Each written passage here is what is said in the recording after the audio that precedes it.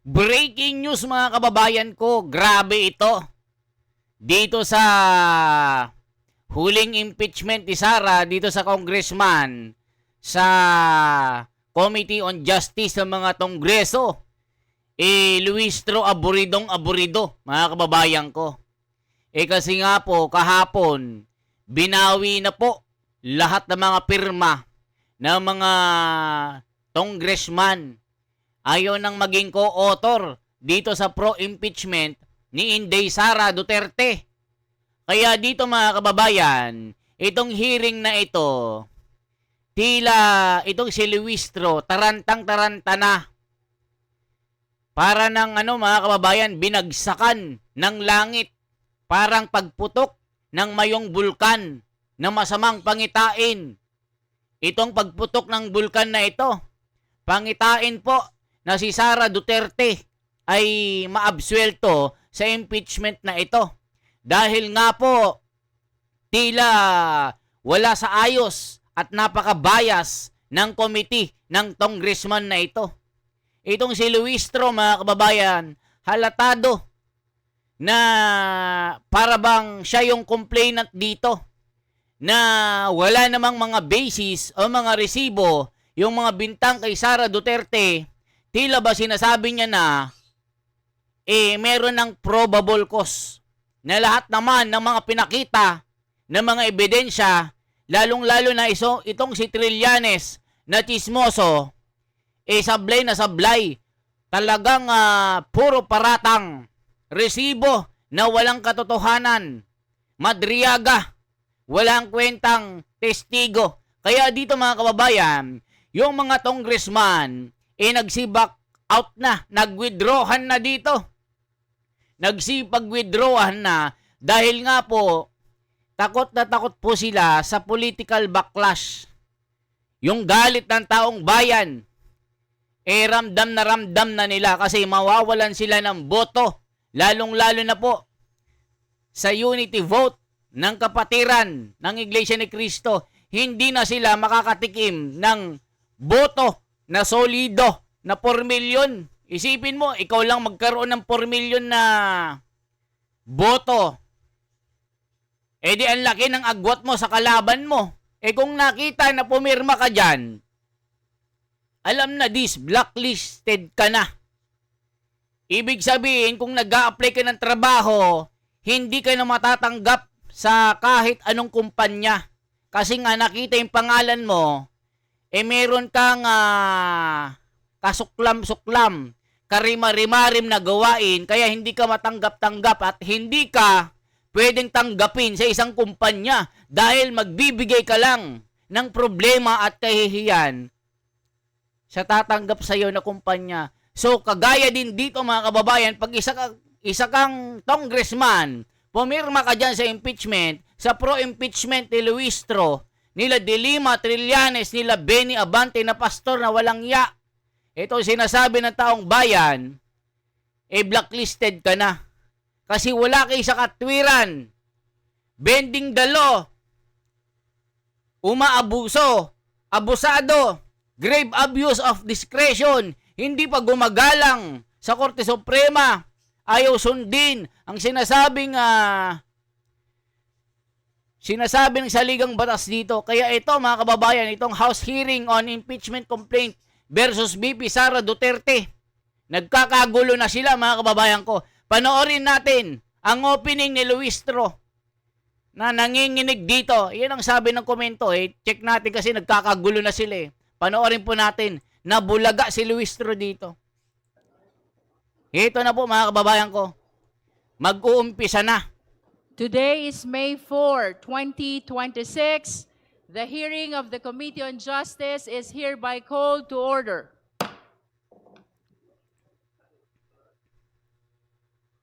May we solicit the motion to dispense with the calling of the roll.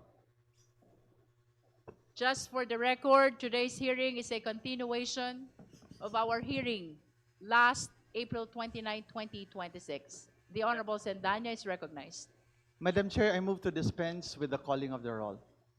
There is a motion to dispense with the calling of the roll. The same has been seconded. Is there any objection?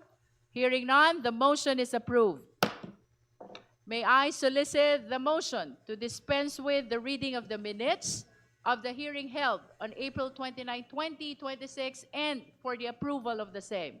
Madam Chair, The Honorable D.S.J.J. Suarez. I move that we dispense and at the same time approve the minutes of the previous hearing. So moved, Madam Chair. There Kaya is a malungkot motion sila. to dispense with the hearing of the minutes of the hearing held April 29, 2026, and O, kita nyo, yung mga muka, mga kababayan, tila hindi na mai-drawing. Tila balisang-balisa at stress ang mga ito kasi nga halos halos kalahati ng mga congressman nag-withdraw ng kanilang signatura para layasan at hindi pirmahan itong pagiging co-author ni Luistro. Inayawan ng mga congressman ito, mga kababayan. Ano ba ang kanilang dahilan? Mamay explain po natin. Ito po ang balita. for the approval of the same. Do I hear a second? The same has been seconded. Is there any objection? Hearing none, the motion is approved. The chair will address the committee. Good morning. Good morning. Nako, nakuha pang ngumiti. Malayo pa, Totoong malayo pa. pero malayo na. Aba, malayo na daw. That is where we stand today. Ayan mga kababayan, malayo pa daw pero parang malapit na. 'Di ba? Pero dito mga kababayan, yung mga congressman halos karamihan nag-withdraw na sa pirmahan. Nako po, kawawa naman si Luistro. Yan po ang sitwasyon natin ngayon. We recognize that this has been a difficult and demanding process. But we also recognize how much we have already uncovered. Marami na tayong naabot sa mga nakaraang linggo. Today, we share a quiet sense of accomplishment as we recognize and honor the distance we have traveled since we first began. Ay, isipin nyo mga kababayan, sa salita pa lang malalaman na natin na para bang isa siyang co-complainant. Parang siya po yung nagko-complain dito mga kababayan. Halatadong bias na bias itong galawan ni Luistro. Kaya nasasabihan na garapal ang muka. Sobrang kapal ng muka. Akala mo hindi abogado. Maraming nilabag na batas. Bending the law. Mga kababayan ko. Para bang sinasabi niya na guilty na si Sara. Hala ka. Kaya ito nasusuplak ng mga abogado na talagang yung mga tunay na nakakaintindi ng batas na hindi bending the law. Pero itong si Luistro, akala mo magaling. Binuhat pa ang bangko na sinabi ng kanyang tagasunod. Susunod daw na Miriam Defensor Santiago. We! Totoo. Saksi tayong lahat. Marami tayong pinagdaanan.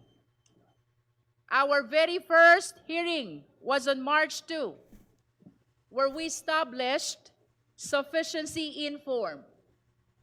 Sumunod, This B7000 glue is super easy to use, dries clear with no white marks. Ayan mga kababayan ko. Naku po.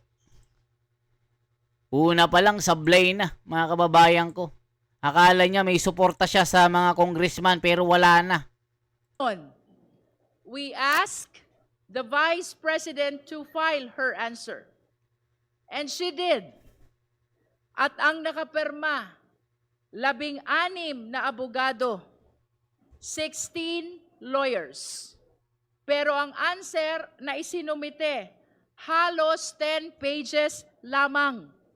At nakatutok lang sa mga technicalities, sa mga paligoy-ligoy, bagay na ikinagulat ng marami dahil sa totoo lang, Hindi naman yon ang hinahanap natin. It was an answer that really just avoided the questions. Kaya naman, noong March 18, we determined that the complaints allege sufficient grounds for impeachment. Sumunod ang hearing sa March 25, kung saan we settled the preliminary matters, most especially ang pag-issue ng mga subpoena. Then came the marathon hearings of April 14, April 22, and April 29. Doon tayo nakinig sa mga resource person natin. We heard the evidence. We examined the evidence.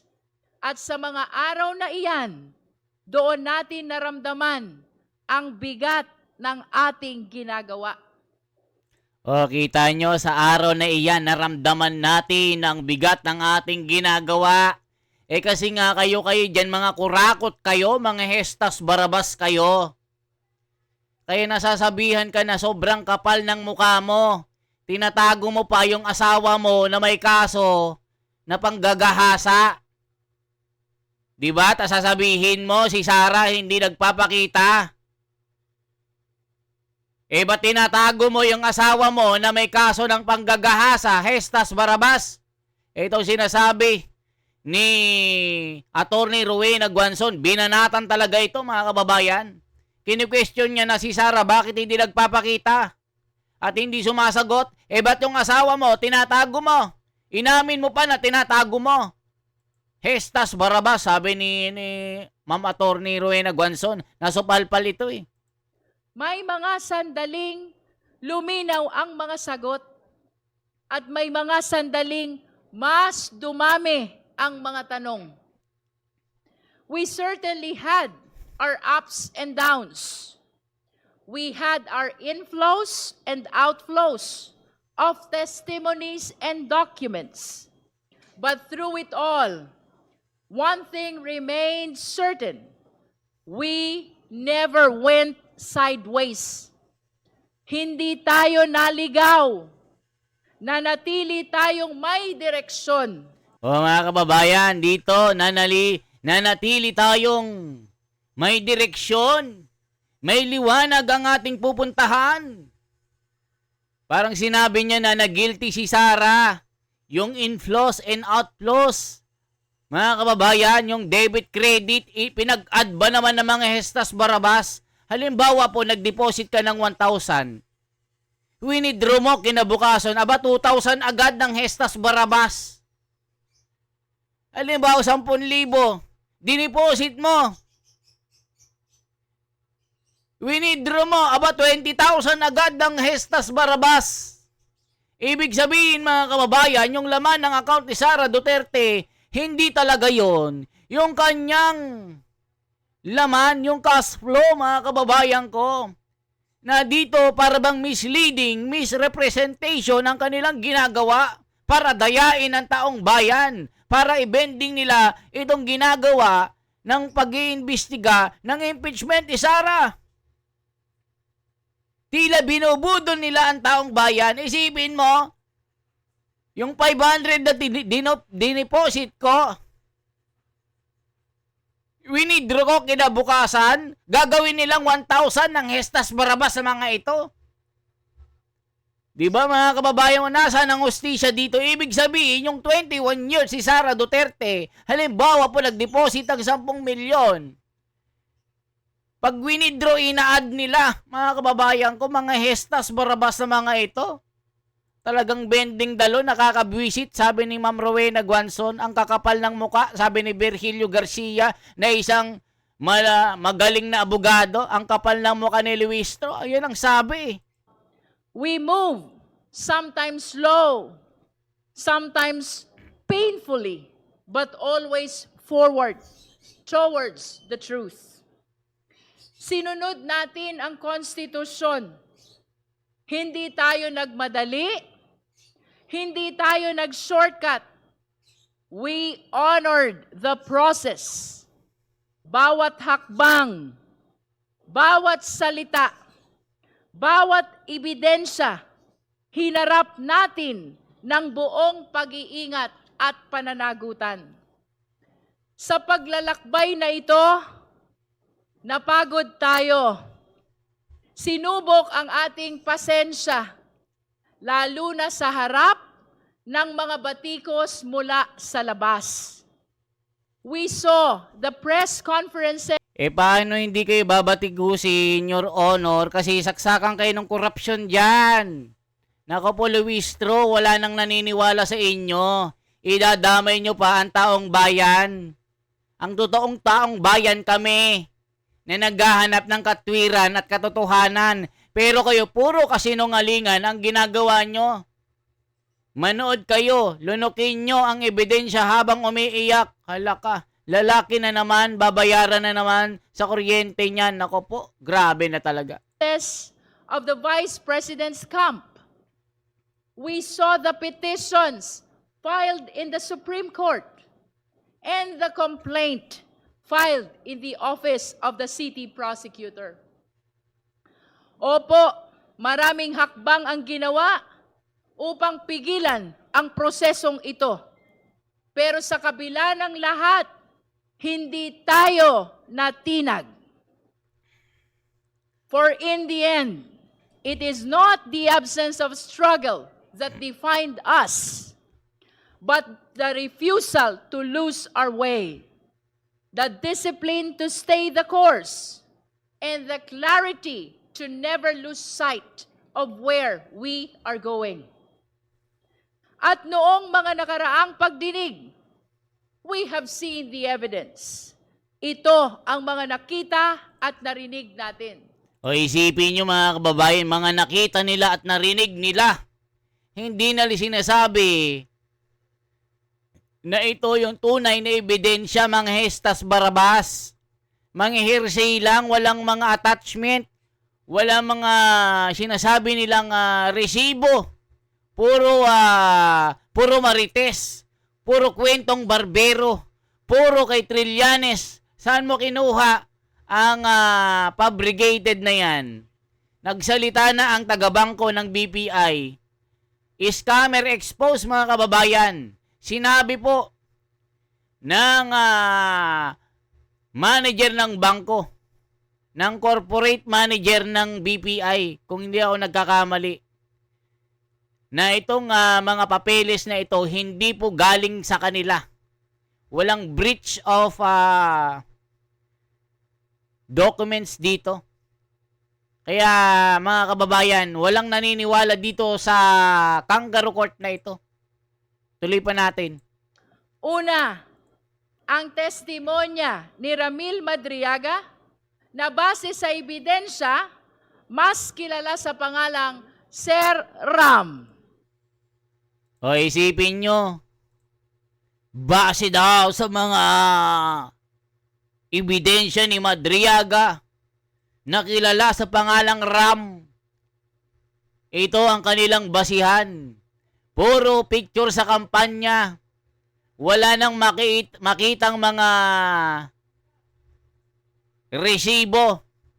Nako, Madriaga. Ito ba ang paniniwalaan na may kaso na kidnapping, mga kababayan ko? Kaya na bulatlatan ang mukha nito. Binira ni Marcoleta ito eh. Nagpapakilala pa na miyembro ng kapatiran. May ganyan bang miyembro ng kapatiran? Gumagawa ng katarantaduhan? Tapos sasabihin niya, aktibo na kaanib ito, hestas barabas. Sabi ni Marcoleta dito. Hindi ganyan ang tunay na kapatiran. Ang kapatiran, hindi gumagawa ng katarantaduhan at kabulastugan at kasinungalingan. Kaya nasupalpal ni Marcoleta ito eh, nabulatlatan sa Net25 eh. Pangalawa, ang mga misteryosong envelopes at ang mga questionableng resibo.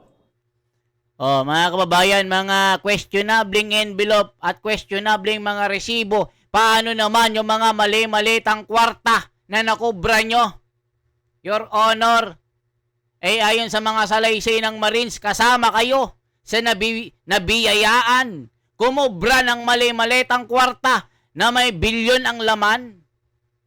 Di ba mga kababayan ko? Kaya dito nasusuplak sila ng taong bayan. Misrepresentation ang ginagawa nila. Kaya kinasuhan nga yung mga AMLAC Bangko Sentral dito eh. Kinasuhan yung mga congressman dito dahil nilabag ang karapatan ni Sara Duterte. Nagsampa ng kagulat-gulat ng mga kaso si Mans Carpio na asawa ni Sara Duterte. Kaya nung buksan nila ang tax si Sara, sinabi ni Marcoleta, nagbabala na. Buksan nyo yan kung kaya nyo. Basta wala kayong nalalabag na batas. Siguraduhin nyong wala kayong natatapakan na karapatan ng tao. Buksan nyo. Mga Hestas Barabas, alam nila pag binuksan nila, maghihima sila ng rehas. So ngayon mga kababayan, hindi nila binuksan kasi nga labag ito sa saligang batas. 'Di ba? Ganyan po ang mga katarantaduhan na ginagawa ng mga ito. Kaya nasuplak sila ni Paulo Marcoleta dito. Pinag-untog-untog sila ng katotohanan. Sila Benny Abante na bastos sa pastor. Yan ang sabi ng mga kritisismo dito mga kababayan. Pangatlo, ang paliwanag ng NBI tungkol sa magkakaibang pangalan, ngunit iisa ang pirma. Pang-apat, ang sertipikasyon ng PSA na walang record ang mga pangalang katulad ng Mary Grace Piatos. Mga Hestas Barabas, ang confidential fund, hindi talaga nilalagay. Ang mga intelligence dyan, mga Hestas Barabas kayo. Diba? Confidential fund nga eh. Di matutuklasan kung sino si Mary Grace Piatos, mga Hestas Barabas. Para kayong mga grade 1 na abogado kayo. Ako nga hindi abogado pero alam ko yung intelligence. Kaya nga intelligence, sekreto yan eh. Kaya nga confidential fund. Hindi sinabi na open fund. Mga Hestas Barabas kayo. Kaya nasusuplak ng taong bayan dito eh. Nakakagigil kayo. Panglima, ang COA findings na nag-uutos ng refund na 73 million at 375 million. Pang-anim, ang ulat ng AMLC patungkol sa 6.7 billion na mga transaksyon. Napakalaking halaga na dumaloy sa mga account ng Vice Presidente at ng kanyang asawa. Pang-pito, ang mga natuklasan ni former Senator Antonio Trillanes IV na ang malaking bahagi ng kayamanang ito ay may kaugnayan sa illegal drugs. At ang mas nakakagulat, ang pahayag na ito ay tumutugma sa record ng AMLC. O, kita nyo mga kababayan, wala namang mga video, wala namang mga picture na magpapakita na si Sara Duterte ay tumanggap ng payola galing sa mga drug lord. Wala silang maipakitang mga resibo. Sinabi lang ni Trillanes, nagturo lang ito. Nagturo ang Judas. Ang naghudas kay Tatay Digong. Diba mga kababayan? Kasi nga si Sara Duterte ay malakas na gustong-gusto ng taong bayan na maging susunod na Pangulo ng Republika ng Pilipinas. Dahil alam nila, pag si Sara ang naging Pangulo, ang mga maling gawain nila, ang mga masasamang gawain ng mga buhaya, ng mga maleta, ay matutuldukan sa panahon ni Sara. At magkakaroon ng hustisya sa panahon ni Sara. Sa panahon ni Sara, mawawala ang durugista, mawawala ang mga polborontista, mga aditista. Lahat ng mga kawalang yahan, mawawala. May babalik ang kapayapaan. May babalik ang katahimikan ng mga kalye, mga eskinita. magkakaroon ng hustisya ang mga napagsasamantalahan ng mga kababaihan, lalong-lalo na ang mga kabataan. Na sa panahong ito, kahit mga bata, makikita mo na lang mga dalaga, mga kabataan, nandun sa kasuluk-sulukan ng kagubatan na wala ng buhay dahil sa kagagawan ng mga pulburonik, addictus pulburontista, mga kriminal na walang kaluluwa. Kita nyo ngayon mga kababayan, bending dalo ang nangyayari ngayon. Imbes na ang atupagin nyo, pababain ang mga presyo ng mga pangunahing mga bilihin, pagandahin ang pamumuhay ng mga Pilipino, ano ginagawa nyo? Mas gusto nyong birahin si Sara Duterte para mawala sa inyong landas. Kasi nga si Sara Duterte ang gusto ng mga Pilipino na maging presidente. Hala ka, mga kababayan ko. Pangwalo, ang mga dokumento mula sa SEC na nagpapatunay na walang kinikita ang mga kumpanya ng vice-presidente kahit na natili siyang aktibo sa isa sa mga kumpanyang ito, nang ibig sabihin ay pinagsabay niya ang pagiging vice-presidente at pagpapatakbo ng negosyo. Ayan, mga kababayan ko. Kayo nang humusga dito. Pinapalabas ni Luistro na guilty si Sara. Para sa kanya, sapat ng ebidensya ang kanyang mga narinig, mga pinakita ni Madriaga at Trillanes. Sapat na sa kanya para ma-convict si Sara. Maliwanag daw ang kanilang direksyon. Hindi raw nasayang ang kanilang pagpapagod, ang kanilang pagpapagal dito. Mga kababayan ko, kayo nang humusga. Pero, ang kinagulat, kinamulagat ng mata ni Luistro, hindi pumirma ang karamihan sa mga congressman sa pagiging co-author ng pro-impeachment. Kaya si Luistro, gulat na gulat dito. For transparency, for a better democracy, mga kababayan, yung susunod ipapark to natin, okay po? I-like, i-share, at i-subscribe ang ating YouTube channel. Salamat po, 300,000 na tayo. Salamat po sa inyong suporta. Mabuhay po.